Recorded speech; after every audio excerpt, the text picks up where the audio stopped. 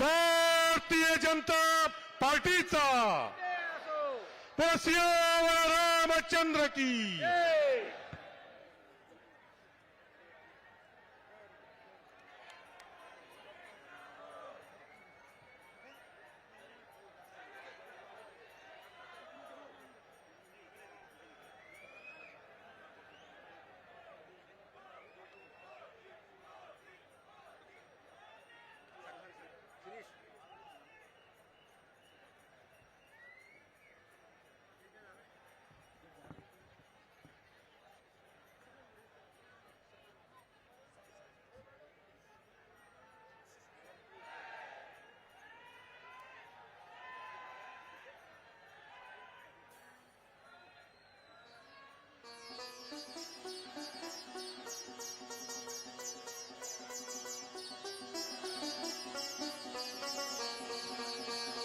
छत्रपती शिवाजी महाराज की, धर्मवीर संभाजी महाराज की, डॉक्टर बाबासाहेब आंबेडकरांचा।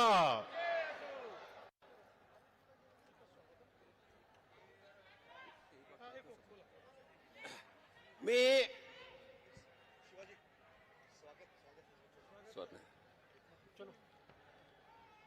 आपल्या सर्वांच्या वतीनं देशाचे कणखर यशस्वी गृहमंत्री तथा सहकार मंत्री यांचं स्वागत करतो आणि एक वाक्य बोलून मी माझं भाषण संपवणार आहे। मराठवाडा हा 17 सप्टेंबर 1948 ला स्वतंत्र झाला आणि या मराठवाड़े की रजाकरी और जुल्मी अत्याचार के लिए तत्कालीन गृह मंत्री माननीय सरदार वल्लभ भाई पटेल जी ने ऑपरेशन पोलो किया था और इसके माध्यम से निजाम की रजाकरी राजवट नष्ट की थी और अभी जो कुछ वंश बचा है उसी को उखाड़ के फेंकने के लिए ऑपरेशन वोट करने के लिए हमारे देश के यशस्वी गृह मंत्री यहां आए हैं और इन्हीं का संभाजी नगर से मैं दिल से स्वागत करता हूं और मैं मेरी वाणी को विराम देता हूं। जय हिंद, जय महाराष्ट्र। ज्यांच्या नावाचं एक दृढ संकल्पाचं प्रतीक आहे, कणखर बाणा पण कळवळू हृदय, दुष्टांना धडकी भरवतं तर दुबळ्यांना विश्वास निर्माण करतं। दृढ विश्वास आणि कर्तृत्वाचं दुसरं नाव म्हणजे या देशाचे गृहमंत्री अमित भाई शहा यांचा सत्कार या ठिकाणी या शहर जिल्ह्याचे अध्यक्ष श्रीजी बोराळकर आणि त्यांचे सर्व पदाधिकारी या ठिकाणी त्यांचा सत्कार या ठिकाणी करत आहेत। श्री रामाची मंदिराची प्रतिकृती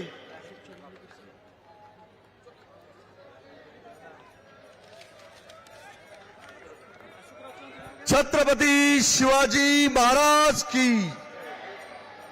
मी यानंतर आपल्या सगळ्यांच्या लाडक्या नेत्या पंकजाताई मुंडे यांना विनंती करतो की आपण थोडक्यात आपलं मनोगत व्यक्त करावं।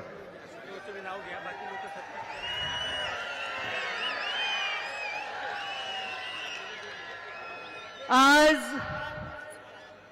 महाराष्ट्रामध्ये ज्यांच्या त्यागाने आणि स्वाभिमानी बाण्याने पावन ज्यांच्या नावाने हे माझं नगर अत्यंत स्वाभिमानाने जे नाव घेतं त्या छत्रपती संभाजी नगरमध्ये ज्यांनी हे नाव देण्यामध्ये आणि देशाला स्वाभिमान देण्यामध्ये मोठं योगदान दिलं असे 370 चे अशक्य ती गोष्ट शक्य करून दाखवणारे आणि प्रधानमंत्री नरेंद्र मोदी हे दिव्य स्वप्न बघून ते पूर्ण करण्यामागे अपार कष्ट करून स्थिरता देणारे नेते आदरणीय अमित भाई शाह यांचं मी छत्रपती संभाजीनगरमध्ये स्वागत करते।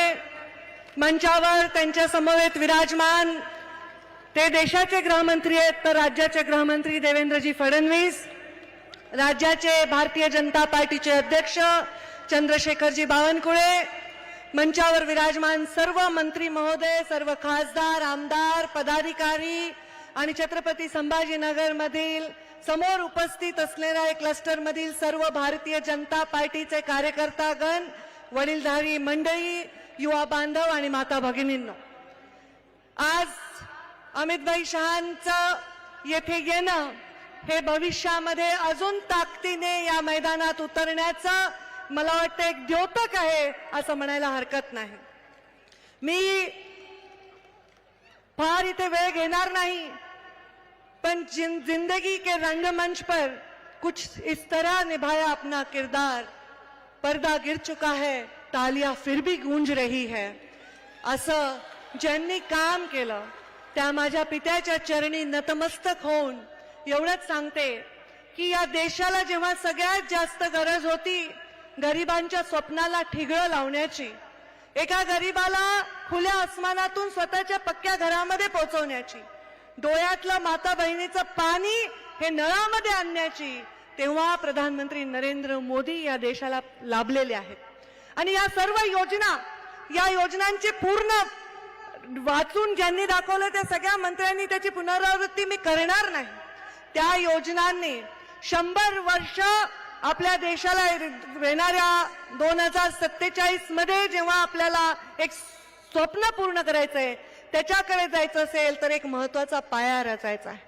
अनेक वर्ष ज्या फाटक्या टेंटमध्ये प्रभू श्रीरामाचं वास्तव्य होतं त्यांना मंदिरात नेण्यामध्ये जर यश आलं आहे तर त्यांच्यावर प्रेम करणाऱ्या, विश्वास ठेवून रामराज्याकडे डोळ्यामध्ये आशा लावून प्रतीक्षा बघणाऱ्या देशाच्या कानाकोपऱ्यातील प्रत्येक माणसाला असं वाटलं पाहिजे की रामराज्य आलं आहे.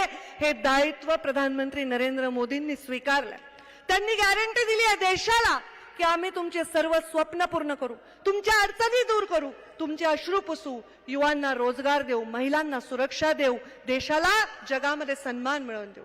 हे स्वप्न पूर्ण करण्यासाठी सर्वजण कामाला लागलेले आहेत. सर्वजण या मंचावरच्या आणि मंचाच्या वर नसलेले आजूबाजूचे लोक कामाला लागले आहेत.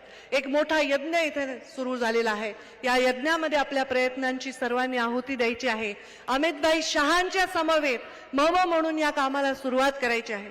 3 इंजिनचं आपलं आता सरकार आहे. 1 इंजिन असेल तर जोरात ट्रेन धावत असेल, 2 असेल तर आणखी जोरात धावेल, 3 आहे तर आणखी जोरात धावायला पाहिजे. त्यामुळे महाराष्ट्राकडून अमितभाईंना कमीत कमी त्रास झाला पाहिजे असं काम सर्वांनी केलं पाहिजे. एवढी शक्ती अमितभाईंच्या विचारांनी महाराष्ट्रामध्ये ओतली आहे तर महाराष्ट्रापेक्षा दुसऱ्या राज्यात त्यांनी लक्ष द्यावं आणि महाराष्ट्रामध्ये आम्ही जास्तीत जास्त खासदार निवडून आणून देऊ असं वचन मंचावरील विराजमान सर्वांनी त्यांना देण्याची आवश्यकता आहे. त्याच्यामध्ये छोटासा म्हणजे एवढासा चिमटी एवढा वाटा मी माझ्या परीने उचलायला सज्ज आहे. आपल्या सर्वांच्या आशीर्वादाने मी आपल्या सर्वांना वचन देते की अमितभाईंनी आता जे आव्हान करतील नक्कीच त्याच्या मागे फार मोठं स्वप्न असणार आहे. त्या स्वप्नामध्ये सगळ्यांनी योगदान देत राहतील असा विचार मी या निमित्ताने व्यक्त करते आणि माझ्या वाणीला विराम देते. धन्यवाद. जय हिंद, जय महाराष्ट्र. खूप खूप धन्यवाद ताई. यानंतर मी महाराष्ट्र राज्याचे माजी मुख्यमंत्री आदरणीय अशोक चव्हाण साहेबांना विनंती करतो की आपण आपलं मनोगत थोडक्यात व्यक्त करावं.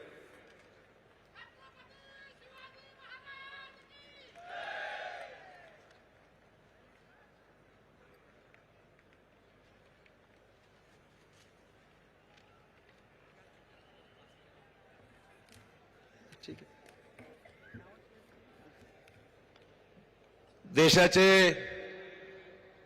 आदरणीय गृहमंत्री श्री अमितभाई शहा,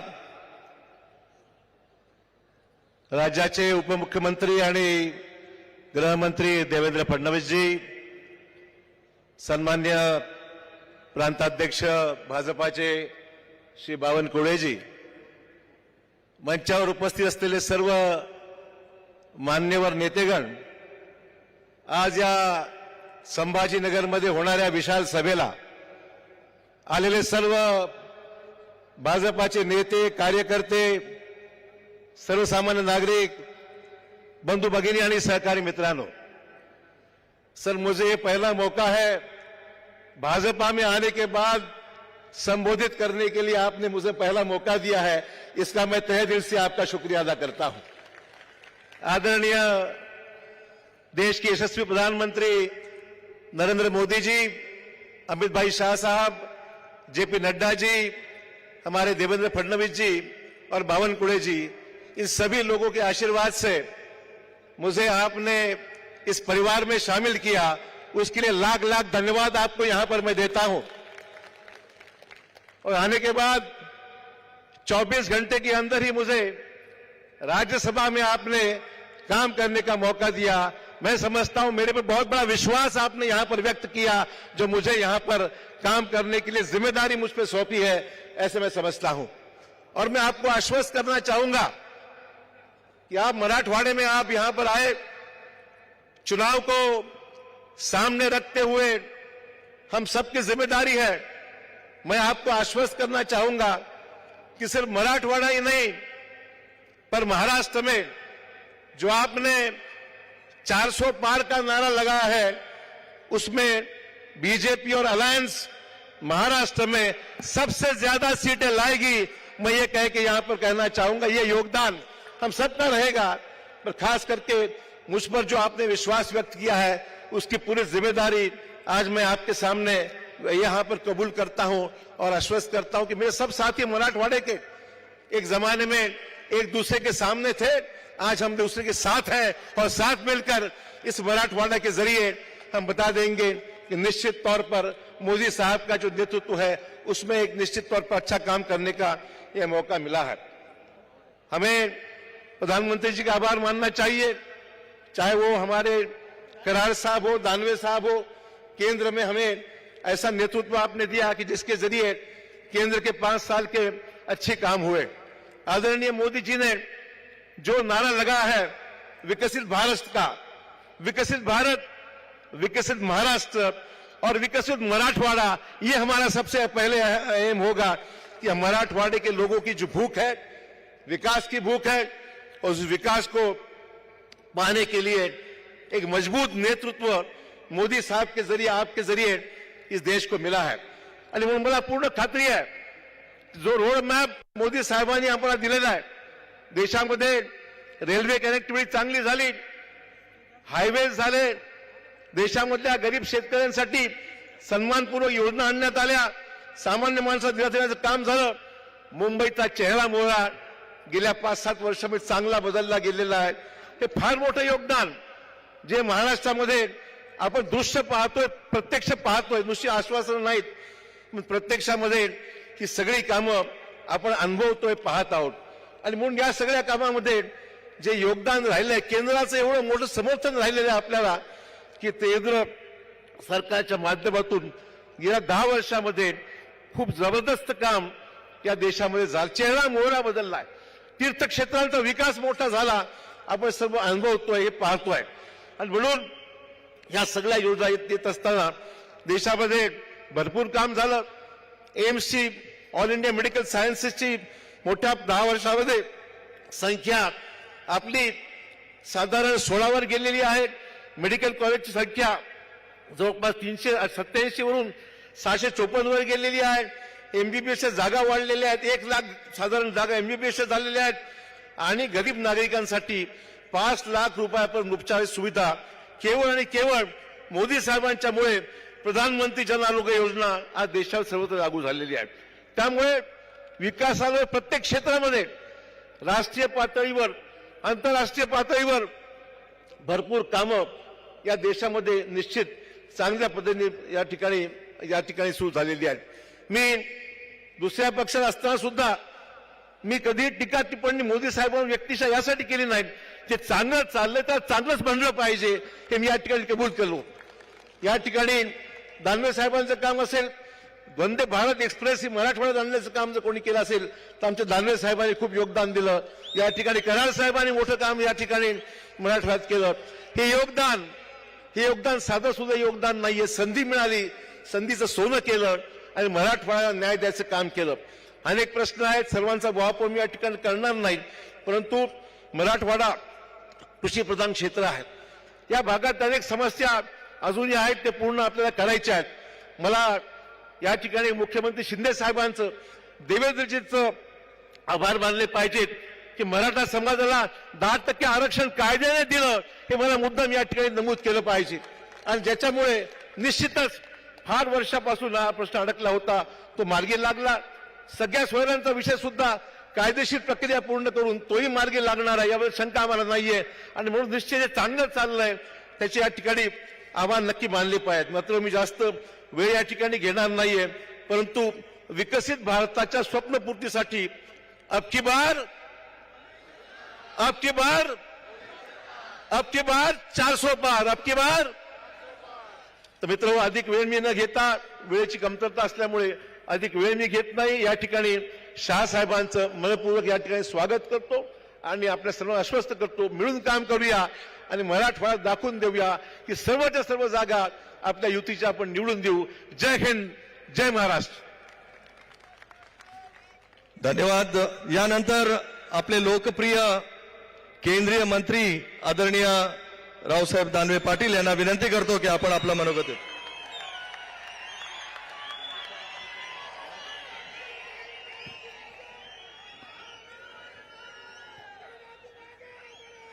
आजच्या कार्यक्रमाचे उत्सवमूर्ती आपल्या देशाचे गृहमंत्री आदरणीय अमित भाईजी, मंचवर उपस्थित असलेले भारतीय जनता पक्षाचे ज्येष्ठ नेते आणि आपले उपमुख्यमंत्री देवेंद्रजी फडणवीस साहेब, या ठिकाणी उपस्थित असलेले आपल्या राज्याचे भारतीय जनता पक्षाचे अध्यक्ष चंद्रशेखरजी बावनकुळे साहेब, मंचवर उपस्थित असलेले आमचे अन्य सर्व सहकारी आणि या कार्यक्रमाला उपस्थित असलेल्या सर्व नागरिक बंधू भगिनी आणि बालमित्रांनो, मित्र, या देशामध्ये सत्ता परिवर्तन झालं आणि 2014ला या देशाचे प्रधानमंत्री आदरणीय नरेंद्रभाई मोदी झाले. आणि पहिल्या दिवशी नरेंद्रभाईंनी लोकसभेमध्ये जे भाषण केलं, त्या दिवशी मी लोकसभेमध्ये उपस्थित होतो. त्यांनी सांगितलं की माझं सरकार हे गरिबाप्रती समर्पित राहील, माझं सरकार हे शेतकऱ्याप्रती समर्पित राहील, माझं सरकार हे युवाप्रती समर्पित राहील. आणि मित्र, त्यांनी गरीब कल्याणाचा अजेंडा तयार केला आणि 14 पासून तर 24 पर्यंत या देशातल्या गरीबाला सहजरित्या सामान्यपणानं इतरांच्या बरोबर जीवन कसं जगता येईल अशा प्रकारच्या योजना या देशामध्ये आणल्यात. मित्र, गरिबी हटावचा नारा तर 1971ला इंदिरा गांधींनी सुद्धा दिला होता, परंतु 71 पासून तर 2014 पर्यंत आमची गरिबी हटल या आशेवर काँग्रेसला आपण सर्वांनी मतदान केलं, पण 2014 पर्यंत आपली गरिबी हटली नाही. तेव्हा या देशातले सारे गरीब एकत्र आले आणि आपल्या देशाचा प्रधानमंत्री हा गरीबातला प्रधानमंत्री केला. खरं तर मोदीजी हे आपल्या गरीबातले प्रधानमंत्री आहे, परंतु मोदीजी प्रधानमंत्री झाल्याच्या नंतर काही लोकांना असं वाटत होतं की माझे वडील प्रधानमंत्री होते, माझी आजी प्रधानमंत्री होती, प्रधानमंत्री होण्याचा अधिकार तर आमचा होता, परंतु हे प्रधानमंत्री झाले कसे.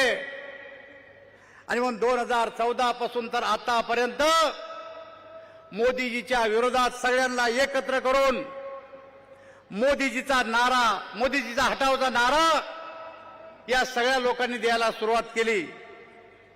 परंतु मित्र, हे सारे जरी एकत्र आले तर मी आजच्या सभेच्या निमित्तानं अमित भाईला सांगू इच्छितो की देशामध्ये 400 पार तर करणार, पण महाराष्ट्रामध्ये 45 पेक्षा जास्त आणि संभाजीनगर आणि मराठवाड्यातल्या साऱ्या सीट आम्ही या ठिकाणी एनडीएला मिळवून दिल्याशिवाय राहणार नाही, असं आश्वासन मी आपल्या आजच्या प्रसंगी देतो. मित्र, एक गोष्ट आपण लक्षात घेतली पाहिजे की आज मोदीला हटवण्याचं कारण काय, तर त्यांच्या लक्षात आलं की जर अशाच प्रकारच्या योजना या देशात राहिल्या, गरिबाच्या कल्याणाच्या योजना आणल्या, तर 2024ला या देशातले 80 कोटी लोक आपला मतदान करणार नाही. आणि त्यामुळे मोदीला सगळ्यांनी मिळून हटवलं पाहिजे. आणि दुसरा त्यांचा मुद्दा आहे, भारतीय जनता पार्टी जातीवादी आहे. मी फक्त आपल्याला एकच आठवण करून देऊ इच्छितो की आम्हाला जातीवादी म्हणतं कोण? शरद पवार आम्हाला जातीवादी म्हणतात. पण शरद पवार आणि भारतीय जनता पार्टी 1985ला एकत्र निवडणूक लढली तेव्हा भारतीय जनता पार्टी जातीवादी नव्हती का? आम्हाला जातीवादी कोण म्हणतंय? ममता बॅनर्जी. पण ममता बॅनर्जी अटल बिहारी वाजपेयीच्या मंत्रिमंडळामध्ये रेल्वे मंत्री होत्या तेव्हा भारतीय जनता पार्टी जातीवादी नव्हती का? आम्हाला जातीवादी म्हणतं कोण? फारुख अब्दुल्ला. पण अटल बिहारी वाजपेयीच्या मंत्रिमंडळामध्ये उमर अब्दुल्ला हे मंत्री होते तेव्हा भारतीय जनता पार्टी जातीवादी नव्हती का? मित्रो, आज जे जातीवादी भारतीय जनता पार्टीला म्हणतात ते सारे आमच्या पंक्तीत जेवून जायले, सगळ्यांचे तोंड खरकटे वाढायला मी होतो त्या टायमाला. आणि म्हणून मित्र, यांना आम्हाला म्हणायचा काही अधिकार नाही, जातीवादी म्हणण्याचा काही अधिकार नाही. मी फक्त आजच्या सभेच्या निमित्त आपल्या आग्रहाची विनंती करणार आहे की या देशाचे प्रधानमंत्री पुन्हा नरेंद्रभाई मोदी होणार आहे, यामध्ये कवडीची शंका मला. धन्यवाद. खूप खूप धन्यवाद दादा. यानंतर महाराष्ट्राचे यशस्वी उपमुख्यमंत्री व लोक विकास पुरुष आदरणीय देवेंद्रजी फडणवीस साहेबांना विनंती करतो आपण मार्गदर्शन करावं.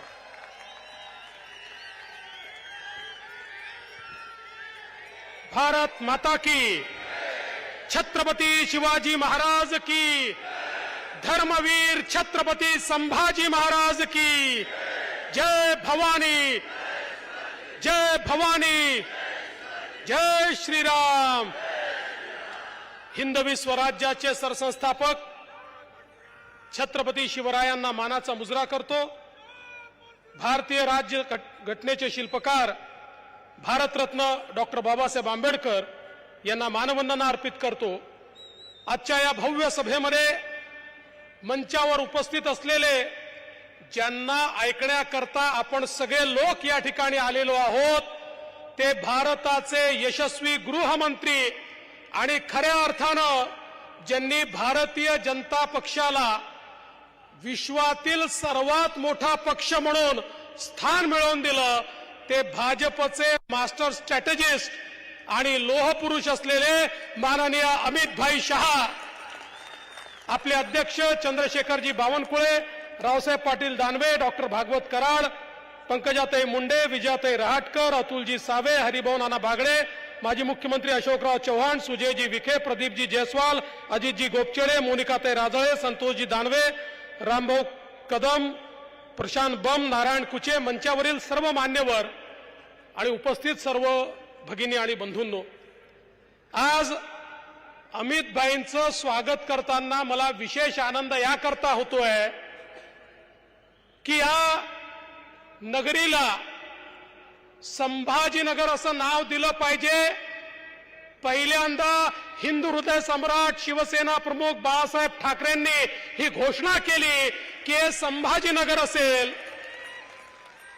पण दुर्दैवाने त्यांचे सुपुत्र मुख्यमंत्री झाल्यानंतर 2.5 वर्ष त्यांना ही जाग आली नाही की याचं नाव छत्रपती संभाजीनगर केलं पाहिजे. आणि ज्यावेळी सरकार गेलं त्यावेळी सरकार अल्पमतात असताना शेवटच्या दिवशी एक ठराव करण्याचा प्रयत्न त्यांनी केला, पण ते काही सफल झाले नाहीत.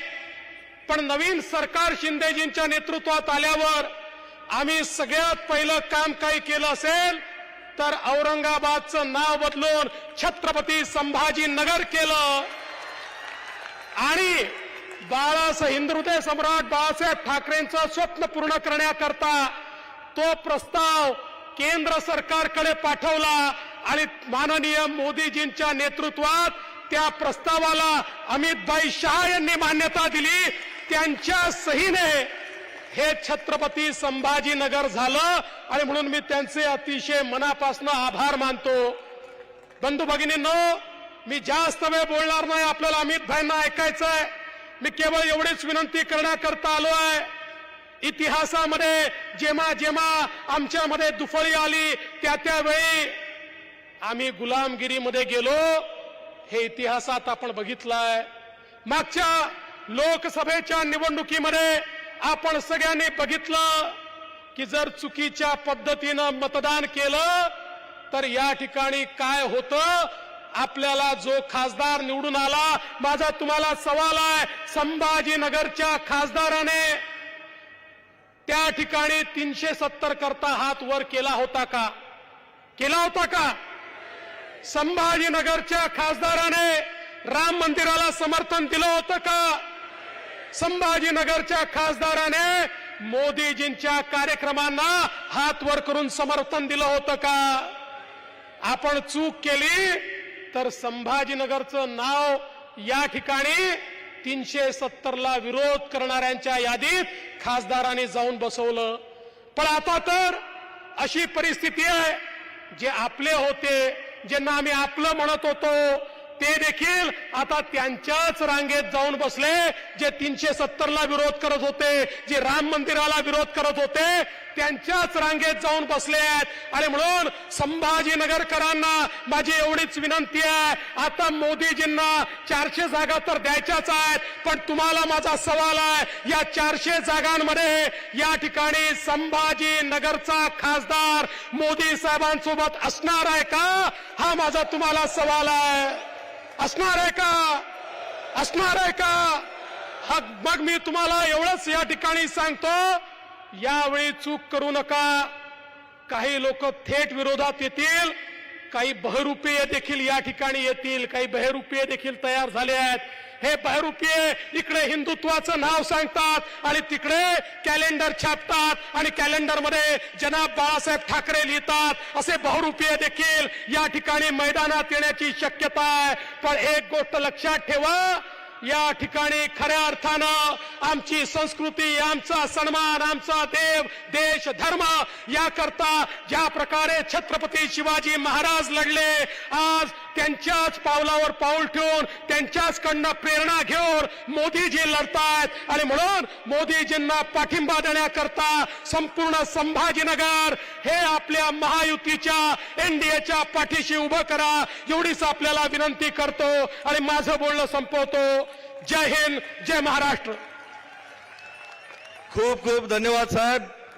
यानंतर भारताचे लोहपुरुष व भारताचं कणखर असं नेतृत्व आदरणीय अमित भाईंना मी विनंती करतो की आपण या जनसभेला संबोधित करावं. जय श्रीराम.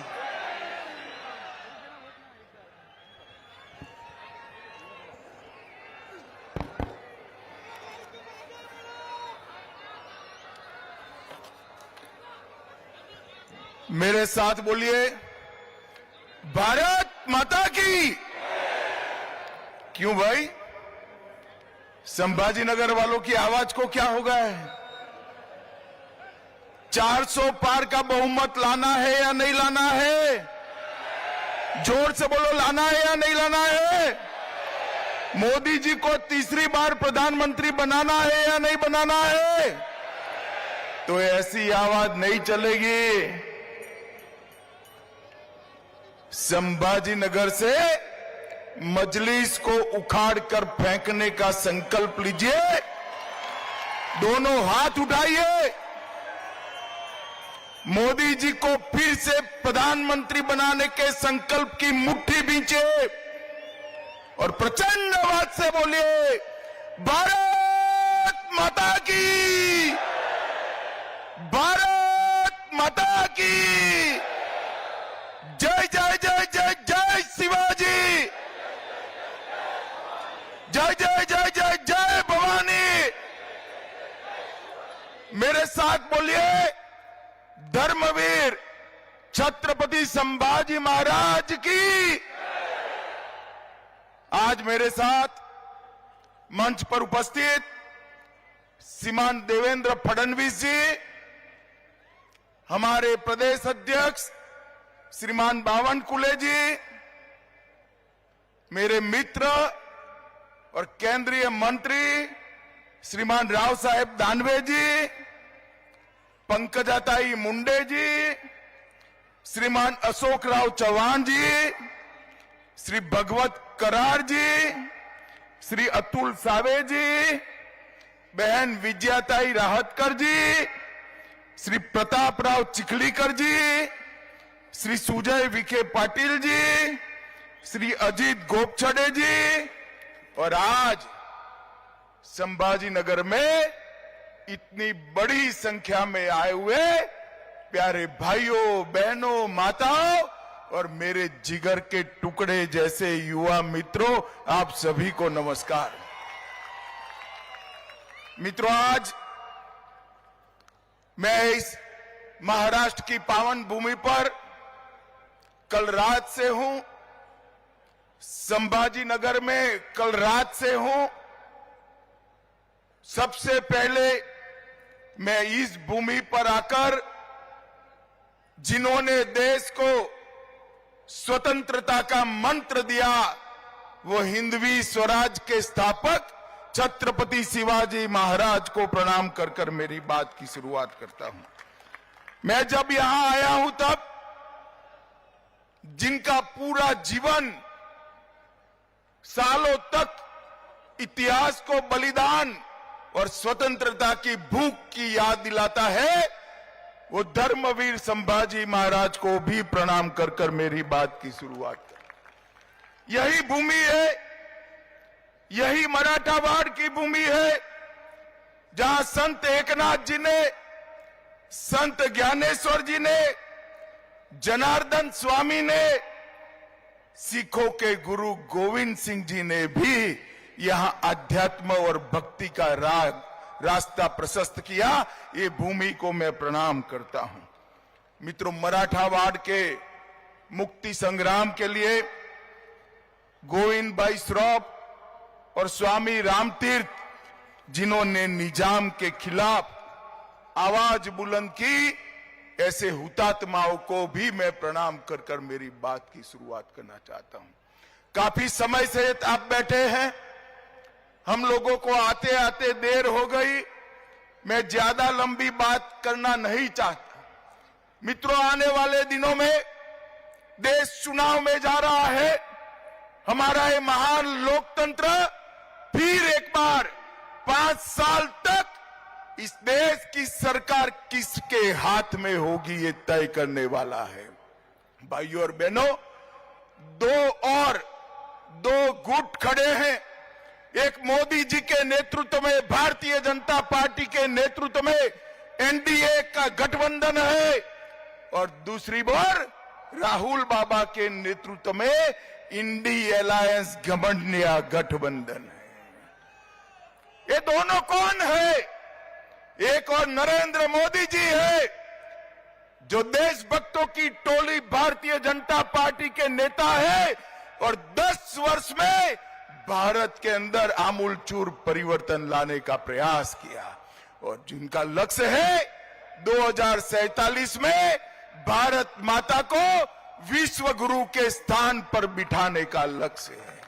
और दूसरी ओर एक परिवारवादी गठबंधन, इनका लक्ष्य क्या है?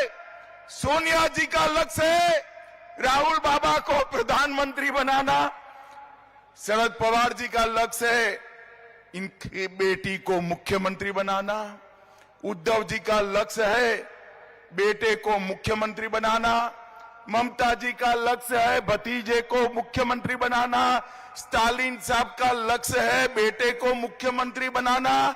मुझे बताओ संभाजी नगर वालों, जो बेटे, बेटी, दामाद और भतीजों के लिए काम करते हैं, वो आपका भला कर सकते हैं क्या?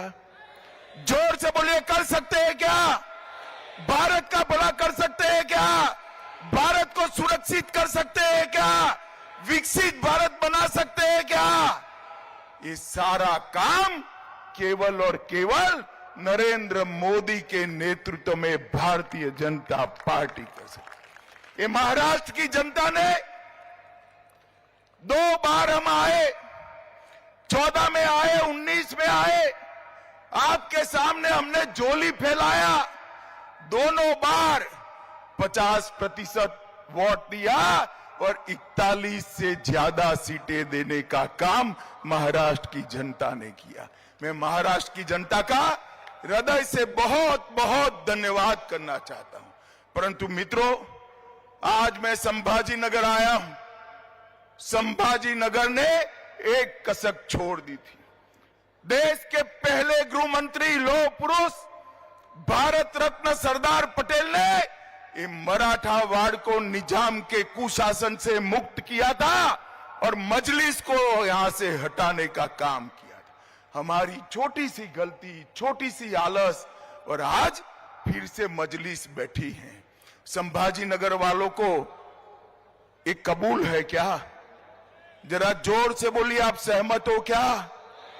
आज इस सभा से संकल्प कर कर जाइए, सरदार पटेल ने जो आजादी के बाद निजाम से मुक्ति दिलाई थी, ये नए निजामों को आप फिर से एक बार घर में बिठाकर उनकी जगह बताने का काम करेंगे। भाई और बहनों, इस बार 40-41 नहीं चलेगा, इस बार 45 से ज्यादा सीटें मोदी जी की झोली में डालने का काम महाराष्ट्र की जनता ने किया। हमने 10 साल तक काम किया है, हमारे पास 10 साल का ट्रैक रिकॉर्ड है और हमारे पास 25 साल का रोड मैप भी है। ये 10 साल में मैं सिर्फ महाराष्ट्र की बात करने आया हूं। भाई और बहनों, आज इस मंच से मैं शरद पवार जी को और उद्धव ठाकरे जी को पूछना चाहता हूं, इंडी अलायंस का आप नेतृत्व कर रहे हो। 2004 से 14 सोनिया मनमोहन की सरकार थी, महाराष्ट्र को क्या दिया? 1,91,000 करोड़ रुपया। कितना? 1,91,000 का। जरा जोर से बोलो, कितना? मोदी जी ने 14 से 23 9 साल में 1,91,000 करोड़ की जगह उससे 4 गुना 7,15,890 करोड़ रुपया देने का काम। इसके साथ साथ 8 लाख करोड़ के और प्रोजेक्ट दिए। 10 साल में 16 लाख करोड़ रुपया महाराष्ट्र के विकास के लिए नरेंद्र मोदी जी ने भेजे। शरद राव, जरा हिम्मत हो तो हिसाब किताब लेकर आ जाना। हमारा युवा मोर्चे का कार्यकर्ता शिवाजी महाराज के पुतले पर सार्वजनिक चर्चा के लिए तैयार है। आपने क्या किया है महाराष्ट्र के लिए? और भाइयों और बहनों, इतना ही नहीं, लगभग 1,20,00,000 लोगों को आजादी के 75 साल के बाद महाराष्ट्र में पीने का पानी घर में मिला। 1 करोड़ लाभार्थियों को 5 लाख तक का आयुष्मान भारत का फायदा मिला। लगभग 76 लाख माताओं को घर में पहली बार शौचालय मिला। 7 करोड़ लाभार्थियों को प्रति व्यक्ति प्रति माह 5 किलो अनाज फ्री ऑफ कॉस्ट देने का काम नरेंद्र मोदी ने किया। 51 लाख लाभार्थियों को, माताओं को घर में गैस और चूल्हा देने का काम नरेंद्र भाई ने किया। 12 लाख लाभार्थियों को महाराष्ट्र में घर दिया। और मुझे बताओ संभाजी नगर वालों, आप लोगों के दोनों टीके लग गए कोरोना के या नहीं लगे? लग गए? वो जरा हाथ ऊपर करो दो। सबके लग गए? किसी को 25 पैसा भी देना पड़ा है? मोदी जी ने कॉफी पिलाकर टीका लगाया और व्हाट्सएप पर मोदी जी के हंसते हुई फोटो के साथ सर्टिफिकेट देने का काम भी कर दिया। और देश में 200 करोड़ टीका लगाकर 130 करोड़ की आबादी को कोरोना से सुरक्षित करने का काम नरेंद्र मोदी जी ने किया। मैं आज फिर से इंडिया अलायंस वालों को चैलेंज देकर जाता हूं कि आप आगे आइए। आपके भी 10 साल थे, हमारे भी 10 साल थे। हिसाब किताब करिए, अरे आप कर ही नहीं सकते हो, अरे ज्यादा करना है तो आपके 40 साल और हमारे 10 साल का हिसाब करिए। हमारे 10 साल का पलड़ा भारी है भाई। मोदी जी ने 10 साल के अंदर किया। मोदी जी ने 10 साल के अंदर देश को सुरक्षित करने का काम किया। मोदी जी ने सर्जिकल स्ट्राइक और एयर स्ट्राइक कर पाकिस्तान के घर में घुसकर आतंकवादियों का सफाया करने का काम नरेंद्र मोदी जी ने किया। मुझे बताओ भाइयों बहनों, धारा 370 हटनी चाहिए थी या नहीं हटनी चाहिए थी? जोर से बोलिए, हटनी चाहिए थी या नहीं हटनी चाहिए थी? ये कश्मीर हमारा है या नहीं है? 70 साल तक एक घमंडिया गठबंधन धारा 370 को अपने अनोरस बच्चे की तरह गोदी में पाल कर बैठा रहा। आपने दूसरी बार मोदी जी को प्रधानमंत्री बनाया। 5 अगस्त 2019 को मोदी जी ने धारा 370 को समाप्त कर दिया। और जब मैं बिल लेकर पार्लियामेंट में खड़ा हुआ, ये राहुल बाबा, जानते हो ना राहुल बाबा को, वो कहते हैं मत हटाओ मत हटाओ। मैंने कहा भाई क्यों ना हटाए? तो उन्होंने कहा कश्मीर में खून की नदियां भी बह जाएंगी। अरे राहुल बाबा, 5 साल हो गए, खून की नदियां छोड़ो, कंकड़ चलाने की किसी की हिम्मत नहीं है, कंकड़ चलाने की। मोदी जी ने हमारे कश्मीर को हमेशा के लिए भारत के साथ जोड़ने का काम किया।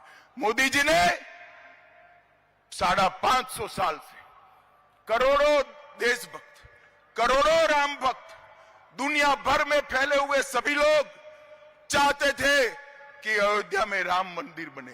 आप भी चाहते थे या नहीं चाहते थे भाई? जोर से बोलो, चाहते थे या नहीं चाहते? एक कांग्रेस पार्टी ने 70 साल तक रामलल्ला को टेंट में बिठाकर रखा। 70 साल तक राम जन्मभूमि के केस को अटका कर, लटका कर, भटका कर रखा। मोदी जी को दूसरी बार आपने प्रधानमंत्री बनाया, भूमि पूजन भी हो गया और प्राण प्रतिष्ठा हो गई, और आज रामलल्ला भव्य घर में विराजी। माताओं, भाइयों, बहनों, मैं संभाजी नगर में हूं। इस औरंगजेब ने काशी विश्वनाथ को तोड़ा था। सालों तक किसी ने सूद नहीं ली।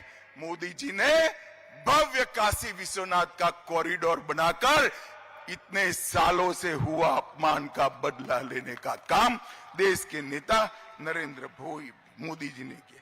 मित्रों, 150 साल पुराने अंग्रेजों के कानून बदले, पार्लियामेंट नहीं बनाई, कर्तव्य पथ नया बनाया, और इस देश में से आतंकवाद और नक्सलवाद को उखाड़ कर फेंक दिया।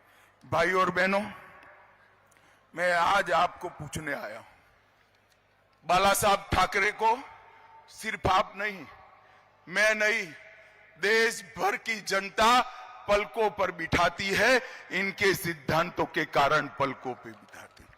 मुझे बताओ, ये संभाजी नगर का नाम बदलने के लिए, जो रखने के लिए विरोध करते थे, वो बाला साहब के वारिस हो सकते हैं क्या? हो सकते हैं क्या? हो सकते हैं क्या? आज उद्धव ठाकरे जी, आपको शर्म आनी चाहिए। आप जिनके पास बैठे हो, जिनके साथ बैठे हो, उन्होंने 370 हटाने का विरोध किया, सर्जिकल स्ट्राइक और एयर स्ट्राइक का विरोध किया, और औरंगाबाद से संभाजी नगर की यात्रा को रोक कर रखा था। किस मुंह से आप महाराष्ट्र की जनता के सामने आएंगे? मित्रों, ये लोग सिद्धांतों की राजनीति नहीं करते हैं, देश की राजनीति नहीं करते हैं, ये लोग अपने परिवार की राजनीति करते हैं। मित्रों, आज मैं कहने आया, मोदी जी ने यूपीए की सरकार देश के अर्थतंत्र को 11वें नंबर पर छोड़कर गई थी, और ये जब मोदी जी प्रधानमंत्री बने, तब चिदंबरम साहब अंग्रेजी में कहते थे, इकोनॉमी को जानने वाले लोग ही देश को बचा सकते हैं। भाई ठीक है, मनमोहन सिंह जी और आप बड़े इकोनॉमिस्ट थे, मगर अटल जी 11वें नंबर पर छोड़कर गए थे, आपने 11वें नंबर पर ही रखा।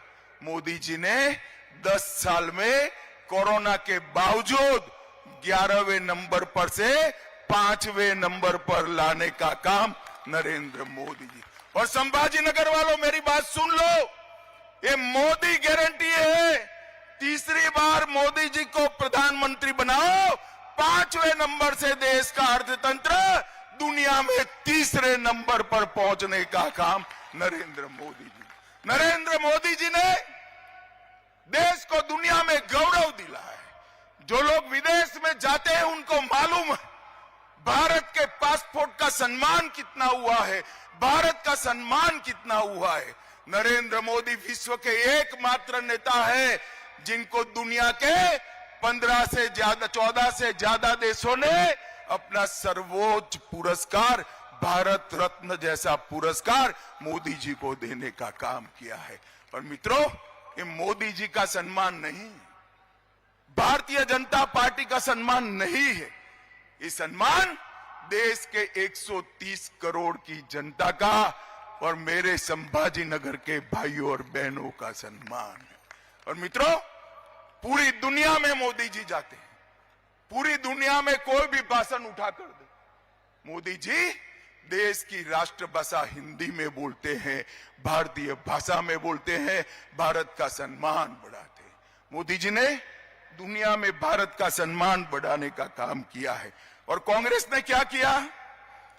एक कांग्रेस पार्टी और एक घमंडिया गठबंधन जो महाराष्ट्र में हमारे खिलाफ चुनाव लड़ने वाला है, उसको जान लो, ये लोग डिनायल मोड में आ गए हैं। इन्होंने 370 का विरोध किया, 3 तलाक हटाने का विरोध किया, ओबीसी कमीशन बनाने का विरोध किया, कश्मीर में वाल्मीकियों को रिजर्वेशन देने का विरोध किया, हिंदू शरणार्थियों को नागरिकता देने का विरोध किया, जीएसटी कानून का विरोध किया, राष्ट्रपति रामनाथ कोविंद और ट्राइबल राष्ट्रपति द्रौपदी मुर्मू का भी विरोध किया, सर्जिकल स्ट्राइक और एयर स्ट्राइक का विरोध किया, भारत में वैक्सीन आई उसको बदनाम करने का विरोध किया, नए संसद भवन का विरोध किया, कर्तव्य पथ का विरोध किया और अंत में राम जन्मभूमि की प्राण प्रतिष्ठा का भी बहिष्कार किया। मित्रों, ये लोगों को डिनायल मोड में आ गए, वो कुछ अच्छा नहीं कर सकते, विरोधी उनका काम बचा है। भारत को अगर विश्व में आगे बढ़ाना है, भारत को आगे ले जाना है, विश्व गुरु के स्थान पर बिठाना है, विकसित भारत बनाना है, तो केवल और केवल मोदी जी ही बना सकते हैं। और मैं संभाजी नगर तो मांग कर आया हूं भाई, संभाजी नगर मांग कर आया हूं। पूरे देश में संभाजी नगर का नाम पूछते हैं और कोई पूछता है वहां से एमपी किस पार्टी का है, तो कहते हैं मजलिस का है। क्या आप लोग आज यहां से तय कर जाएंगे कि ये मजलिस को उखाड़ कर फेंकेंगे और मोदी जी को एक कमल यहां से भेजेंगे? आप तय करते हैं? जोर से बोलिए, तय करते हैं? मोदी जी को 400 पार कराओगे? तीसरी बार प्रधानमंत्री बनाओगे? भारतीय जनता पार्टी को 370 पार कराओगे? 2047 में विकसित भारत बनाओगे? तो मेरे साथ दोनों हाथ उठाओ, सभी लोग अंत तक दोनों हाथ उठाएं और 400 पार का संकल्प का मुट्ठी बींचे और प्रचंड आवाज से बोलिए, भारत माता की वंदे वंदे वंदे। मेरे साथ बोलेगा, जय जय श्री राम, जय जय श्री राम। भारताचे आधुनिक पोलादी नेतृत्व, कणखर नेतृत्व